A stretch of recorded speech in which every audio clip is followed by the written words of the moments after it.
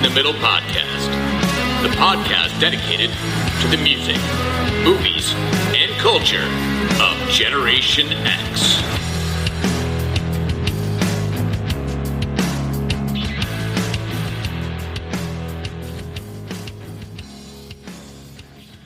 What is up, slackers, and welcome to another episode of the Stuck in the Middle podcast. I am your host, Jason Eck, and this week is a bit of a somber week, a strange week. There's been so much going on, so before we get into the main topic, I suppose it is appropriate to at least mention it, and I think because for me, part of doing the podcast is that it's always, as much as we're often doing a backwards look into things, right? We're looking into our own past and our own histories. We're still living life. And I do focus on some things that are more, I guess you could say, relevant to us in middle age. And we're all living life, which is why I talk about fitness and those kind of things.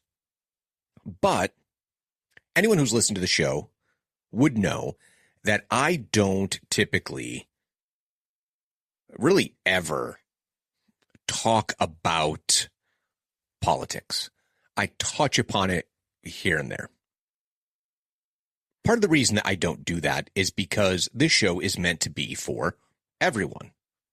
Everyone in Gen X or anyone who wants to listen to it, honestly. And in keeping that in mind, I have some deeply held beliefs, and I mention sometimes, that I'm a Catholic and a churchgoer, and, you take that as you will. But I never try to beat anyone over the head with anything. And in fact, my most important, I think, mantra in life is accepting people where they are, when they are in life. That doesn't mean having to agree with what everyone does, with people's actions, good or bad, People are people, and none of us are all good or all bad. That's the same thing with politics, in my estimation. I look at policies. That's what's really most important to me. More often than not, policy. Like, what are we talking about? And I try to look at things from a few steps ahead, because oftentimes, and there's an old phrase, and it doesn't mean just for politics, it's life. If something seems too good to be true, it probably is. And I think that is really important when you're looking at legislation. So all of this is like, well, what the hell are you talking about?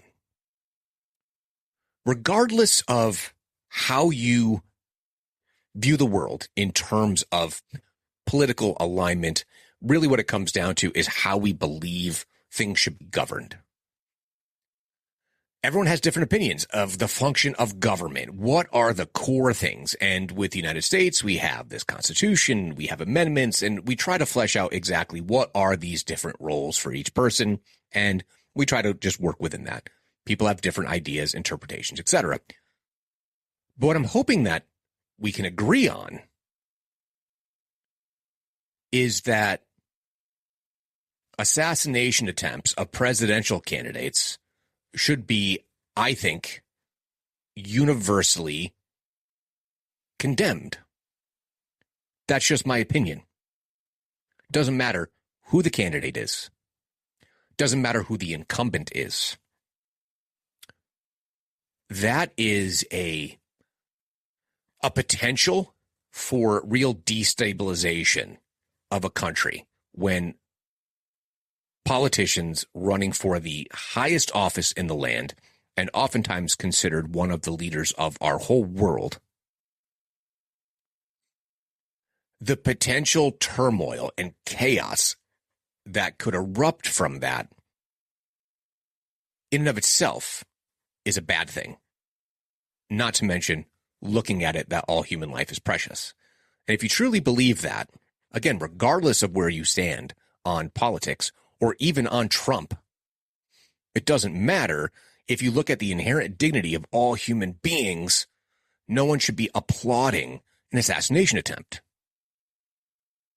That being said, I strongly believe in free speech. If you truly feel that way, I can only say, I'm sorry that you feel that way, that you would want someone to die. because they are in opposition to what you may or may not believe. But that is your right. So a lot of stuff is happening with social media. And honestly, it's why I don't have really any personal social media. I have one Instagram account and I rarely post. In part because many years ago, I went down this road in polarizing times. And certainly at the time where it was early on in what I would come to know is alcoholism.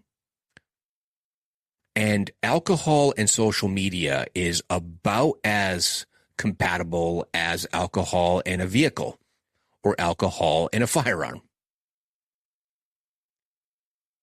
It does a different kind of damage, but damage nonetheless to relationships, to friendships, to whatever, reputations. And I certainly went down that path because at one point before I was, I did a wrestling podcast and I do this podcast, I'd considered doing a politically based podcast. So it's not as though I don't have interest in it or follow it or anything like that, but I had to stop and think about what is going to bring me joy in life. Politics is not going to be it, which is why I don't really talk about it very much, but the polarization in social media and people who have been friends, sometimes very, very close friends, have been divided by these things. And I can think of three people in particular that I'll probably never talk to again because of politics. And that is disheartening. Makes me sad. Two in particular, I would have considered very, very close friends at one point in my life. And I guess the point of all this is you have your deeply held beliefs and you have to stop and consider a couple things. Is what I'm saying and doing hurting someone else? And if so, do you want to continue to do that? Or are your beliefs so incompatible that you just have to look at it? And I've said this for a long time. I've said this to my wife many times where I've talked about, I don't really have a lot of close friends. In part because a true friendship is a relationship not so different than a romantic partner. It is meant to be a two-way street where there's give and there's take. And you have to be truly caring for another person and their well-being. It takes work. And sometimes your friends do stupid shit. And you make a decision, hey, I'm through this thick and thin, just as you would with a romantic partner. Friendships are relationships. They take care and they take work. Yeah, even bro relationships. Honestly, sometimes you got to hold your friends accountable. They're being a dumbass, right? That's important. But also not passing harsh judgment and being forgiving and doing your best to help people through a bad time. Anyway, bit of a soapbox. This does tie in a little bit in a way to just Gen X in general and kind of our place in culture in the world, and that includes politics. The show's called Stuck in the Middle, but I think many of us, and by all means, email me all that stuff that I tell you in the socials. Happy to hear your thoughts on this. I do think that we have been in between a lot of divergent viewpoints, and I think on our own coming up, at least most people that I know tend to be pretty moderate in general, very centrist in most ways. And I think that's kind of our calling card, which I know some people are like, well, you got to take a side and this and that. Well, I only have to take a side when we're talking about things like violence, which I abhor, and I don't want to go down that road. I don't want to go down that road where I have to take a side in an armed conflict. I don't want to have to do that. So I like to err on the side of the people that I love, my family and my friends. And then it's secondary, people who are in my community in general. Anyway, Gen X, we're always in the middle of all this, and I read an interesting thing the other day that's talking about kind of viewpoints of the different generations and how, so no offense to anyone. I think I might have mentioned this last week too, but there's this meme and it's basically like boomers suck. Gen X is cool. Millennials suck. Gen Z is cool. And how there's these kind of alternating things, and who the hell knows how Gen Alpha is kind of going to turn out. They're the youngest ones. I'm not sure if that's completely accurate, but if you go back, you have, was it Silent Generation before the boomers? They were cool. I don't know. Maybe we do occupy this kind of space, but I do think more Gen Xers have Gen Z kids, but early Xers, you have some millennial kids. And I don't know. It's just this weird thing.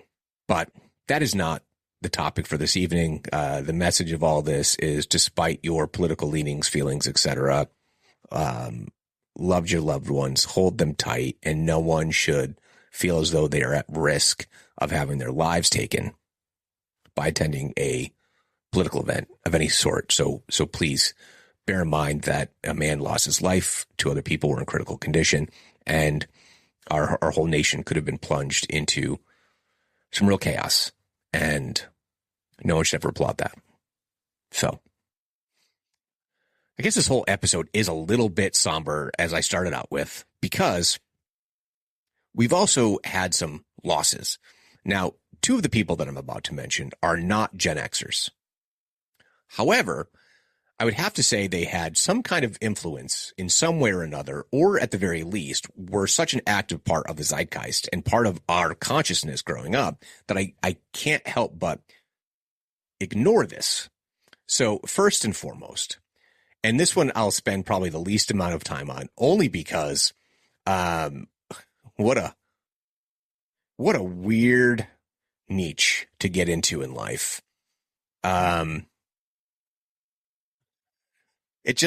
So I'm laughing because this reminds me of my grandmother. Okay. So, this week, July 12th, Carola Ruth Westheimer, otherwise known as Dr. Ruth, German and American sex therapist and talk show host, passed away this year at the age of 96 years old. I remember her being on TV when I was a kid. The Dr. Ruth show launched in 1985 and attracted 2 million viewers a week. And she became known for giving serious advice while being candid, but also warm, cheerful, funny, and respectful. And for her tag phrase, get some. I mean, it's crazy. It's absolutely crazy. But she was the author of 45 books on sex and sexuality. Now, many of the things that she talks about, and I feel so strange even like talking about this. I can't even, because I try not to do this. I try to keep it as clean as possible. You cannot even read her Wikipedia. So I'm glad I'm having this moment and keeping it light, because, oh my gosh. I mean, some of the things that she would talk about, I'm just reading it right now, but like here's one. She stressed that anything that 2 consenting adults do in the privacy of their bedroom or kitchen floor is all right with me. Direct quote. But then she says crazy things about asking about human with animal relations. And she says, I'm not a veterinarian. Wow. But I remember, oddly enough, my grandmother watching this. And I think it was like, oh, no, don't watch that.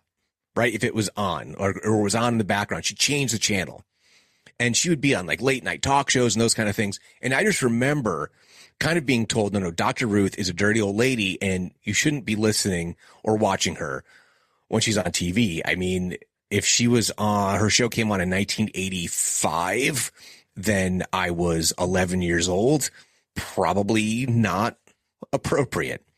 But But I mean, she's such an icon. But she was 4'7". 4'7". Like tiny.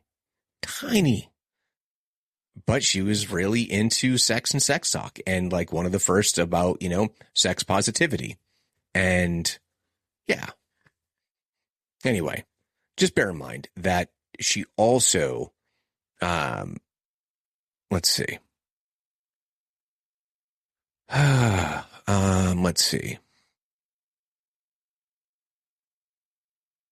Her father, is this true? Oh, wow. Okay. Her father, when he was 38 years old, was taken away by the Nazis, who sent him to the Dachau concentration camp. A week after the Kristallnacht, the Night of Broken Glass, when Nazis burned down 10,000 Jewish stores as well as Jewish homes and synagogues in November 1938. She cried while her father was taken away by Gestapo men who loaded him on a truck, while her grandmother handed the Nazis money, pleading, "Take good care of my son." Westheimer's mother and grandmother decided that Nazi Germany was too dangerous for her during the growing Nazi violence. Therefore, a few weeks later, in January 1939, they sent her on the Kindertransport, an organized Jewish children's rescue train to Switzerland, though she desperately did not want to leave. Ruth, then aged 10, was never hugged again as a child. And she ended up remaining at an orphanage for 6 years. Wow. What a crazy story. What a crazy story. In addition to Westheimer's parents, all of her other relatives were killed in Nazi concentration camps. And she says that she lived with irrational guilt, and she thought if she had stayed in Germany, she could have saved her parents. So, I mean, I don't know. What a crazy life. And then she started studying about sex and made that her life.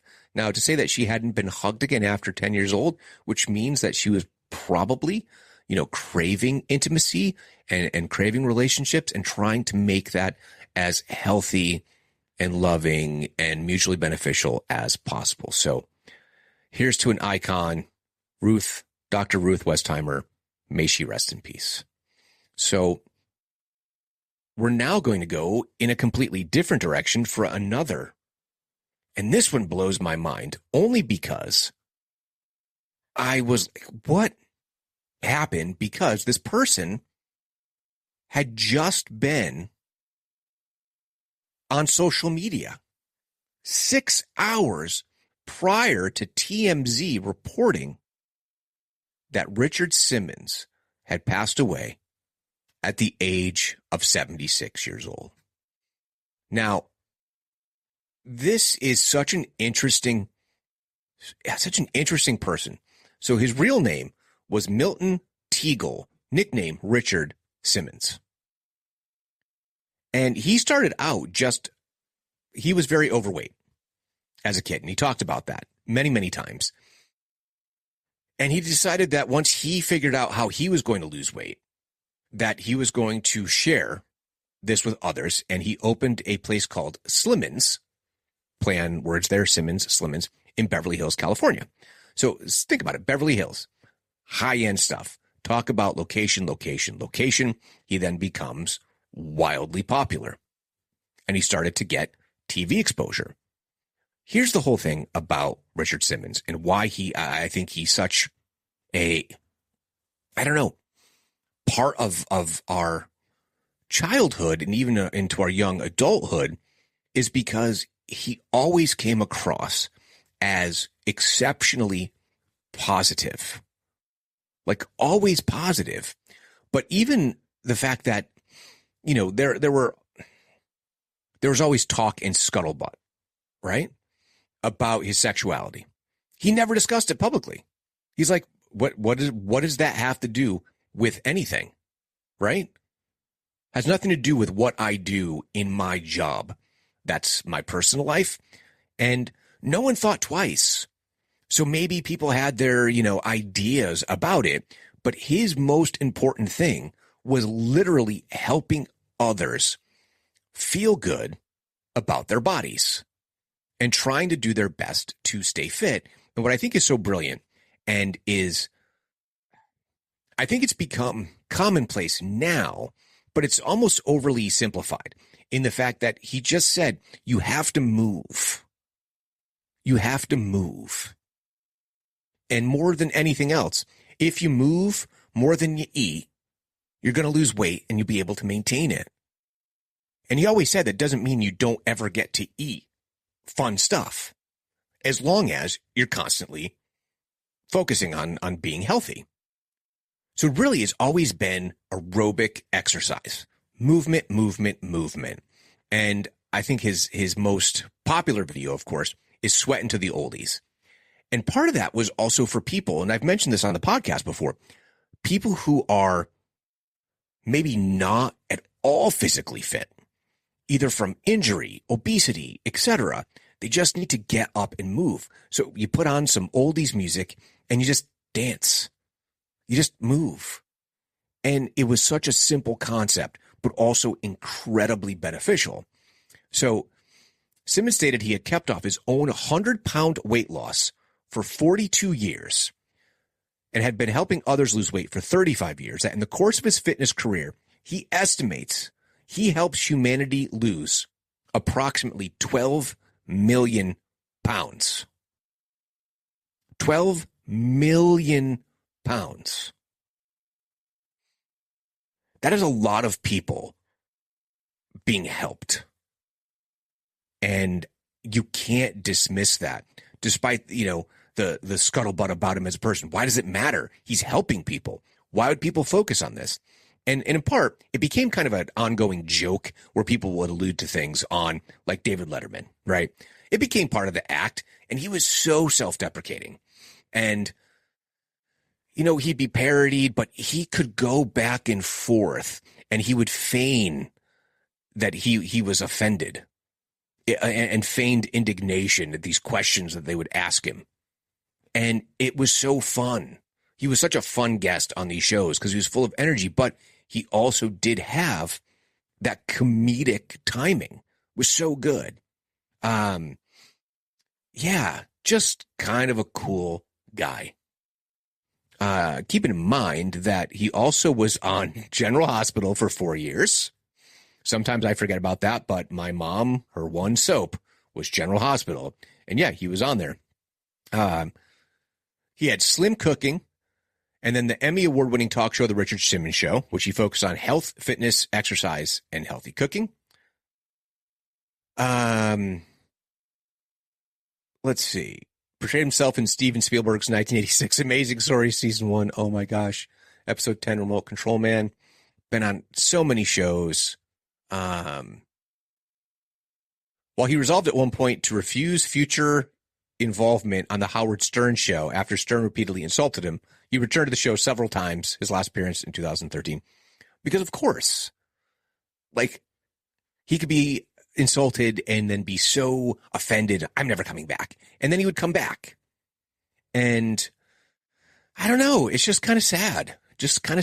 And no one really knows what his personal life was like because he kept it private. And I hope that he had company and wasn't just, alone in these latter years. So he helped a lot of people. And I didn't even realize this. During the COVID-19 pandemic, Simmons' YouTube channel was updated with archival exercise videos to help people stay fit at home. A spokesperson said the move was motivated by an overwhelming request for Richard to return in some way as comfort, and added that Richard is very touched by the outreach. And then finally, Pauly Shore has talked a lot about wanting to do a biopic, and Richard Simmons has said repeatedly he's never given that permission. He wanted to go with a different production company for a different biopic, but I don't know. The little write-up or short, basically a trailer that Pauly Shore created is very intriguing, and who knows if it'll ever get made. Some have said part of it is that because Paulie could embody the physical and facial attributes of Richard Simmons, that this was his opportunity to maybe get award consideration. He feels very strongly, excuse me, that he could play the role. But anyway, again, rest in peace to Richard Simmons, a fitness icon. And then the headliner for tonight's episode.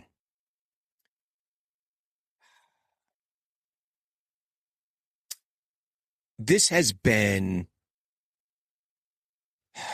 sadly, it's been kind of a known quantity that unfortunately this was going to be not necessarily inevitable, but her time on this earth was going to be shortened due to illness. And absolutely a Gen X icon. Passing away on July 13th at the age of 53. A Gen Xer, April 12th, 1971. Shannen Maria Doherty. Now, you don't even need to get past the opening paragraph of her Wikipedia bio before you recognize Gen X franchises everywhere, going back to when she was like 9 or 10 years old, maybe a little bit older because of how they play ages. But if you want to talk about our formative years, think about this. Little House on the Prairie, playing Jenny Wilder. So obviously Laura Ingalls Wilder, played by Melissa Gilbert. Her character and her husband, Almanzo. I'm forgetting the name of the actor. Forgive me. In season 9 of the show, they became the headliners, right? Because Charles and Caroline, they're older and they end up moving to, I guess, Iowa out of Kansas. But, Laura and Alonzo stay behind. And they end up adopting Alonzo's niece because his brother passed away, right? So Shannen Doherty is Jenny. That's her first big credit. Think about that. Her first big credit, Little House on the Prairie. So now she's in the Michael Landon family, and that comes into play in different parts of her filmography. So then I don't really know. Should I know this one? Let's see. She was then in Girls Just Want to Have Fun, which starred Sarah Jessica Parker, Lee Montgomery, Morgan Woodward, Jonathan Silverman, and Helen Hunt. Also a plethora of Gen X stars. But then she did 2 seasons of Our House with everyone's favorite, way too old to actually be a granddad because he was like way younger than he appeared, Wilford Brimley and Deidre Hall. Just right there, you're talking about straight out of our generation on the show Our House. Then, where we'll be spending a little bit of time tonight, Heather Duke in the classic Heathers, one of my all-time favorites. Oh, wait, we haven't even gotten to the fact that she was Brenda Walsh for 4 seasons of Beverly Hills 90210. Renee in Mallrats. Mallrats, underrated Kevin Smith film. Only to round that out with her role as Prue Halliwell on Charmed from 1998 to 2001. Right then and there, you have a Gen X filmography from a Gen X actress hitting all these different pieces from the 80s to the 2000s. In all very different roles. And I think that's what's so amazing, because I think that she had been somewhat pigeonholed as this like bitchy lady. And while she's admitted that she hasn't always been an angel, and that's really what apparently her last, it's hard to say last years, but that's really what it's been has been trying to find some, I don't know, closure, trying to come to terms with some elements of her past and her career, mistakes that she's made, relationships that were impacted positively or negatively throughout it, and trying, I think, to have a clear conscience, clear mind, clear heart, knowing that her time was limited. So one of the things that resonates with me is the fact that she was diagnosed with Crohn's disease, which I've mentioned before is something that I suffer from. And it's one of those things that it's not an obvious affliction, right? It's one of those things that I've had people who at work, I'm like, okay, the day is over. Like, I think I'm going to be in tomorrow, not feeling great. I've been just in pain all day. And they're like, what? You didn't seem like you were in pain all day. And that's one of the things. It's not an obvious disease. And there are times that it's very, very difficult. There's times that it's very, very hard. And, she talked about her struggle with initial diagnosis and, trying to get to a place of remission. And you can get there, but it's hard and normally requires maintenance medication. I know some people who do it with diet, but that's never worked for me. My case is, moderate to severe. I'm not sure about Shannen Doherty's, but that does make you, depending on the treatment, more susceptible to certain forms of cancer. So she was diagnosed with Crohn's in 1999, and then she was diagnosed with breast cancer in 2015, which had spread to her lymph nodes. And apparently it began to spread. She had a lapse in her insurance coverage, and this was really a challenge. And ultimately, she had to go a unilateral mastectomy in May of 2016 when it was discovered that a lumpectomy was not possible. Because cancer was more advanced than previously thought, Doherty underwent chemotherapy and radiotherapy following surgery. And in April of 2017, she announced that she was in remission. However, 3 years later, Doherty announced that the cancer had returned a year earlier and had advanced to stage 4. In June 2023, she announced that the cancer had spread to her brain and was terminal. And in November, it had spread to her bones. That she was trying a new cancer treatment, but ultimately, she succumbed this week at the age of 53 years old. So that's very somber. Now, the reason I went to the reasons for her passing and her ailments is because now I want to dig into her career a little bit. Because I'd rather end on a high note. I'd rather end talking about some of the cool stuff that she did. So, by the way, she was also one of the voices in The Secret of NIMH, Don Bluth, and the only true, at that time, competitor to Disney was the Bluth stuff. I loved Secret of NIMH. I ended up, because of the movie, going and reading the books, The Rats of NIMH. Great stuff. I totally would recommend it. But, so we've already talked about Little House on the Prairie. Now, Little House on the Prairie is legendary. It is such a piece of it's just this little place in my brain. I don't even remember what night or day it was on, but I also remember it was, in syndication.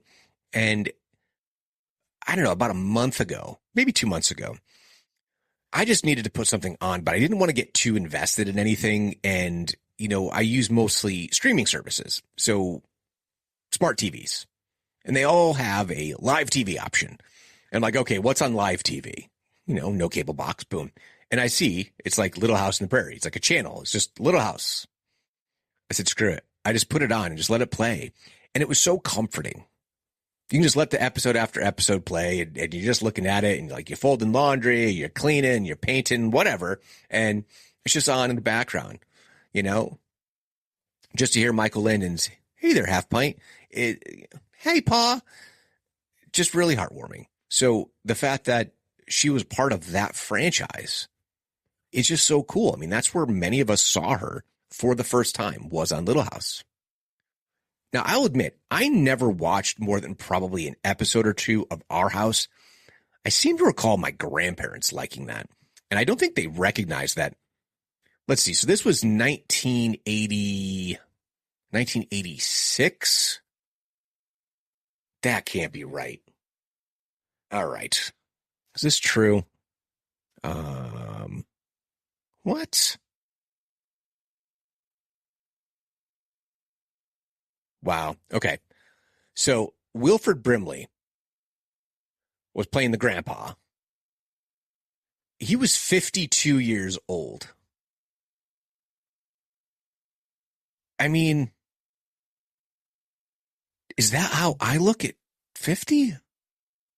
I don't know. He seems so much older.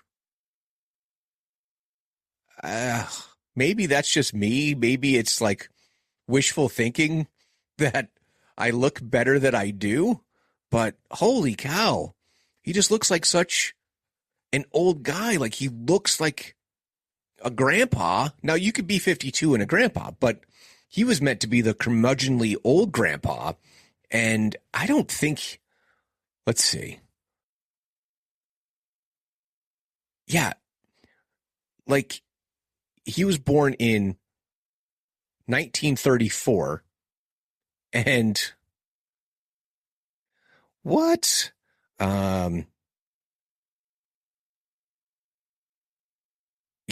And Deirdre Hall was born in 1947. So he would have been 13 years older than her. That's his daughter-in-law. So I guess you could say she was younger and like his son was older. I don't know. The whole thing though is crazy, but sure enough, you look at the picture of Our House and there she is, Shannen Doherty. Now, another actor on there was what? Chad Allen. And I don't know what else he did other than this. I know he did some other stuff. He was on My Two Dads, Dr. Quinn, Medicine Woman. That's what I think I remember him from. That's right. And Dr. Quinn, Medicine Woman always reminds me of being in the hospital. So when I got diagnosed with Crohn's, it was sudden and acute, and I was under the knife. And I was very, very close to going into sepsis and could have been very bad. I might not have made it. And I was all up on morphine, and I just ended up watching so much Dr. Quinn, Medicine Woman. I don't know. So, yes, Chad Allen. So then, let's see. Heathers was 1989. So Heathers came out before she got Brenda Walsh on 90210. Now, the story goes that she had initially wanted to be Veronica Vaughn, which, of course, went to Winona Ryder. So here's the background that I got, the best that I can describe it. See, I did some research. I'm doing this from memory. Winona Ryder read the script for Heathers and said, I want this movie. And her agent was like, please do not do this movie, please. And the anecdote says that the agent got in her hands and knees saying, please do not blow your career before it's even begun. Because she had just come off of like Beetlejuice, right? Please don't do this. Please don't do this. She goes, I want this role.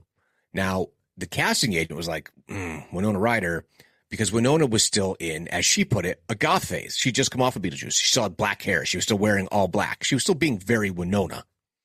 And she went and got like a stylist and like went and like completely did, I want to be this rich, snobby girl. I need the look. I need to get this role. So she's like, I am getting this role. Sure enough, she got it. Now, Shannen Doherty had also wanted to be Veronica Vaughn, but it went there. So then they were talking about which of the Heathers she could possibly be. And Shannen Doherty says, I want to be Heather Duke. That's the Heather I want to be. And was very steadfast in that. If that's what she read for, like, we'd like to offer it to you. Just bear in mind, you're going to have to be blonde. So bear in mind, yeah, she was on Little House. Yeah, she was on Our House. But she's not like a massive star, right? And she's like, yeah, I'm not going to do that. She doesn't need to be blonde. She goes, what's the compromise? The compromise was red. So Heather Duke has red hair. Now, remember that when, let's see, Heather McNamara, we got to remember the Heathers here. Heather McNamara, Heather Chandler, and Heather Duke. So let's see. I think I have this right. Yeah. Okay. So the lead Heather was Heather Chandler, who, spoilers, if you haven't seen this movie yet, as a Gen Xer, what the hell? Heather Chandler was the first Heather to go. This was the first murder, quote unquote murder. Was it? Wasn't it? Accident? Who knows? Then Heather McNamara did attempt to kill herself.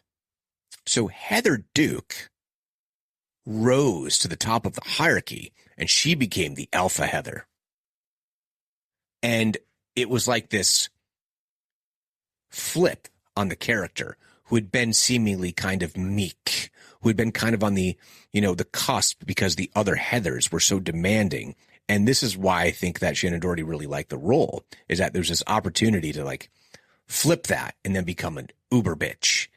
And she did it really, really well. And that may or may not have typecast her, but ultimately, Heather Duke did get her comeuppance at the hands of one. I keep saying Veronica Vaughn. Veronica Sawyer. Veronica Vaughn is from Billy Madison. My apologies. Different Veronica.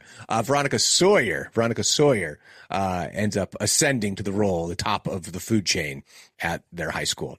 So anyway, if you haven't seen it, I highly recommend that you do so. And what is the name of their high school? Because I feel it's important. Westerberg High School, which I believed was named after Paul Westerberg. Okay. So then, and this is going to be perhaps a little bit scandalous, what I'm about to say here. Okay. I never really got all that much into Beverly Hills 90210. If it was on or at a friend's house, I would absolutely watch it, but it was not destination viewing for me. It really wasn't. You want to ask me like the teen high school shows at the time? I was Saturday morning Saved by the Bell more than I was Beverly Hills 90210. Until Tiffany Amber Thiessen came on, and I was kind of like, yeah, all right, you know what's up? You know what I mean? Major crush on Tiffany Amber Thiessen. Why? Because I was into Saved by the Bell. So if she went to 90210, hello. Anyway, never really got into it, which is funny because like there's all these little overlaps in things that they do. So one of my all-time favorite movies is Tombstone Western, which not stars, but at least is featured in it, Jason Priestley.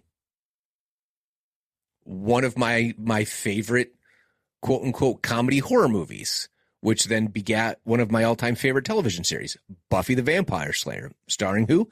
Luke Perry. But I never really super got into the show itself. Now, I remember even going to a college party. Was it Central Connecticut? Going to a party and it was like destination viewing, like a bunch of dudes in like an off-campus apartment. Oh, we gotta watch 90210. Gotta watch it. I'm like, really? Okay. Sure enough, they wanted to watch 90210. I think it was the season premiere. It was like a big thing, but nevertheless, Brenda Walsh and her twin brother, Brandon, were living in Minnesota until their father took a job and moved to Beverly Hills. And the series initially focused on their stories and the culture shock of living on the West Coast and their relationship with their new friends, Kelly Taylor, Dylan McKay. They say McKay or McKay. That's such a punk rock. Dylan McKay.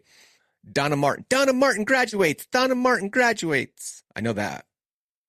Andrea Zuckerman, David Silver, and Steve Sanders. Ian Ziering fighting a whole bunch of bikers recently. Kudos to him. And not to mention making a career resurgence in the most cult of cult movies, the Sharknado series. So props to Ian Ziering. Like, for real, that's amazing. But let's see. Oh, Dylan trying to pressure Brenda. Not cool, bro. Not cool. Let's see.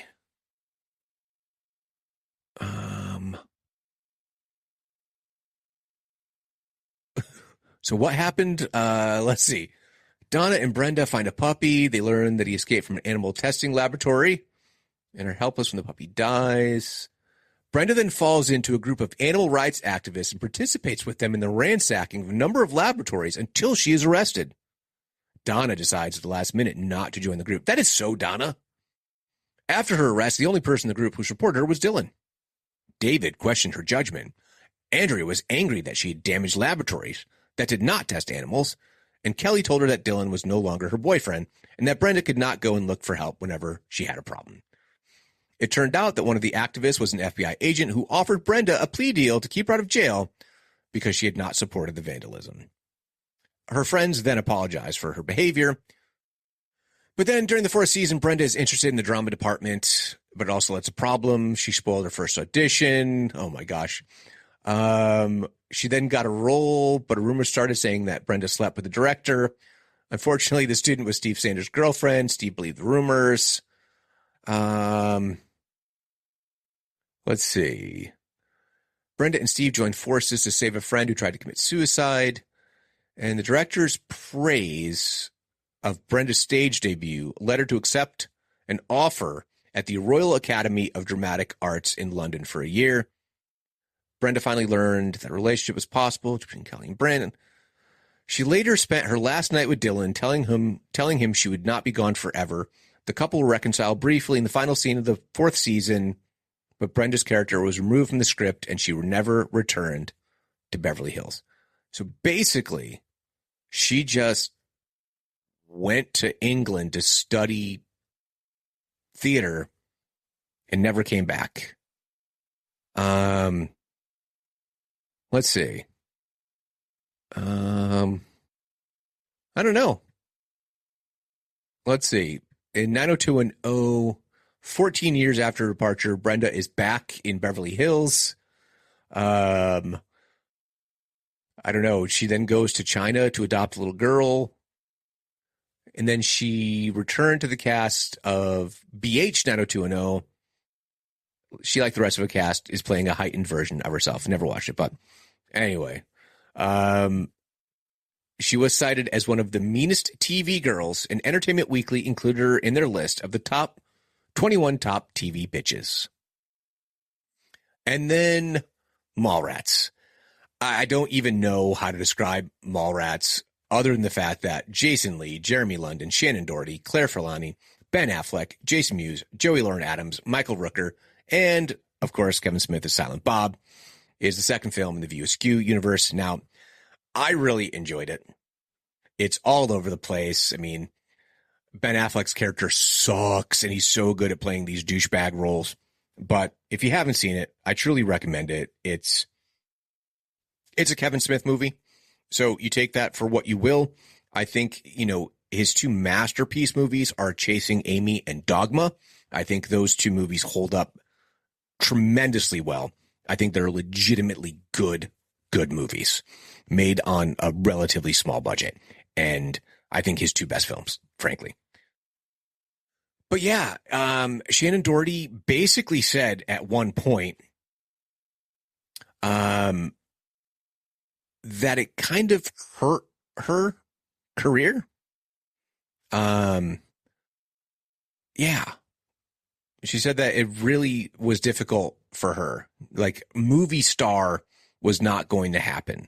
And I think they did a podcast, either his podcast or her podcast, where she said, I thought it was done, but I do love you, which is why she came back and did some other View Askew like cameos. And now I said I wanted to end positively, but I guess we can't help but talk about Charmed. Now, I really enjoyed the first few seasons of Charmed, and not to say that I didn't enjoy the inclusion of Rose McGowan, because I think she's excellent. I think it's a pretty cool show. I think that it set the stage for a lot of things. It definitely was, if I have this correct, this started in 98. So let me see here. That's what I thought. Okay. So Buffy the Vampire Slayer came out in 97. And it kind of brought this, how do we mix either teen drama or family drama with the supernatural? And that's what I think Charmed was also kind of going for, which is you have 3 witches and they're all sisters and they have all different types of adventures, and they have like angels and demons and all kinds of things, all really great stuff. But I guess the key thing, who is, oh boy, I'm always, Julian McMahon, who plays Cole Turner / Balthazar, half human, half demon, who has the power to teleport and throw projective energy balls, which could stun or kill. So he's like a whole thing sent by the Triad to kill the Charmed ones, but instead he falls in love with Phoebe, because of course he does, and like that whole thing. So Phoebe, of course, is Alyssa Milano. Piper is Holly Marie Combs, and Prue is Shannen Doherty. So she's killed. She's killed off. And you have to bear in mind that Shannen Doherty had not only been a major star attached to it, but also directed episodes of the show, as she was taking an opportunity to get behind the camera. She's been in TV for a really long time, and I'm sure had seen some really great TV and film like directors in action. But apparently there was a schism, if you will, some bad blood between Shannen Doherty and Melissa Milano that turned into kind of a power struggle. And ultimately, when there was time to like renegotiate contracts, those kind of things, Alyssa Milano, and again, this is all hearsay, went down the road of, no, you don't understand. Shannen Doherty makes this a unsafe working environment, and either she goes or I go, and it became this kind of whole thing. Now, part of what Shannen Doherty has talked about on her podcast and trying to like work through things in her life was talking about these experiences. And, Alyssa Milano was very dismissive of it. So I'm just going to give you a 6 degrees of Kevin Bacon. I know personally some people who, let's put it this way. A very good friend of my wife is very good friends with someone who dated Alyssa Milano. This person's in the music industry. I'm not going to mention who they are. I'm probably going to assume, and I shouldn't because I don't know her personally, that chances are Melissa Milano was probably more in the wrong, and that maybe Shannen Doherty was guilty of this perception of TV's, 21 top TV bitches or whatever. Because there's nothing to me in anything that I've seen from interviews or things that she's written or things that she's talked about that has her come off that way. Yet so much, and believe me, Alyssa Milano, I had a poster of her on my wall. Like, I crushed hard on Alyssa Milano. I don't hear a lot of really great things about her as a person from people who know her as a person. Now, bear in mind, the people that I know who know her, this is probably a good 25, 26 years ago, okay? A lot of growing that we all do in life. But I can't help but feel that someone who's been in the public eye for as long as all these folks have been, chances are they're somewhat cemented in many ways into whatever these buckets that they are. I don't know. I'm going to say that I'm team Shannen in all of this because I don't know. Everything that I can't imagine some of these other stars being willing to go and be in a Kevin Smith movie and just reading the script and going, this is stupid fun. I want to do it, or wanting to go out on a limb and say, I want to be in this crazy dark movie called Heathers. I don't know. I just look at her and her career and just some cool shit, So Team Shannen here. And it's just so unfortunate for someone to be so young. 53 years old is just too young,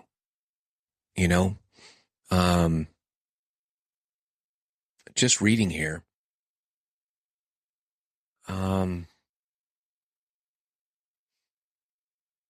Yeah. She never had any kids. And a few divorces, and she had this reputation of being a bad girl. And she once said, I have a rep. Did I earn it? Yeah, I did. But after a while, you sort of try to shed the rep because you're a kind of different person. You've evolved, and all the bad things you've done in your life have brought you to a much better place. Anyway, so rest in peace to one Shannen Maria Doherty. You've had some legendary roles, and I watch Heathers every couple of years. I started to watch it about 6 months ago, and my now adult son, we could sit down and watch it. And it was going to be the three of us, my three kids, but my youngest is still just a little too young, in my opinion. What can I say?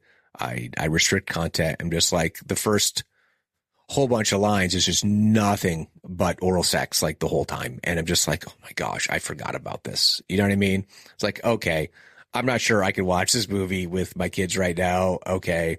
And I'll just leave it at that. But a legend, an icon, and gone too soon. So to Shannen Doherty, rest in peace. All right. So tell me, what's your favorite Shannen Doherty role? Like, did you watch Our House, Little House? Let me know. And really about anything that you want to shoot me an email about, talk about, potential topics for the show. I'm always all ears, all eyes, I guess, because I'm reading it. For those of you who know, I've had suggestions for episodes, and they have become episodes. So I'm here to provide the kind of content that you want to hear. So let me know. How do you do that? You can email me at stuckInTheMiddlePod@yahoo.com. You can find me on Instagram, X, and YouTube at StuckPodX. Heading over to the Facebook page, Stuck in the Middle, a Gen X podcast. Please like, comment, share, leave 5-star reviews, and most importantly, please subscribe to the podcast. So until next time, later, slackers.